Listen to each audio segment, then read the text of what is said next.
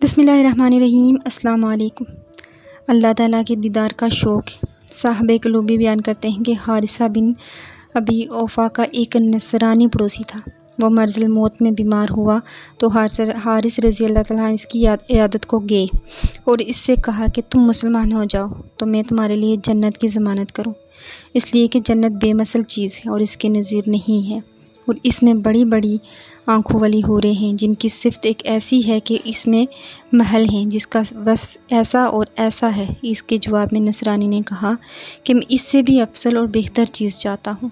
پس حارث رضی اللہ نے فرمایا کہ اسلام لاؤ کہ میں تمہارے واسطے جنت میں دیدار خداوندی کا ضامن بنوں۔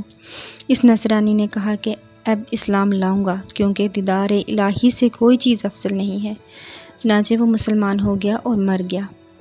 اس کے بعد حارث رضی اللہ کو اس کو خواب میں دیکھا کہ وہ جنت پہ ایک سواری پر ہے، اور حارث رضی اللہ نے اس سے کہا کہ تو فلاں شخص ہے؟ اس نے کہا ہاں۔ حارث رضی اللہ نے فرمایا کہ اللہ تعالیٰ نے تیرے ساتھ کیا کیا؟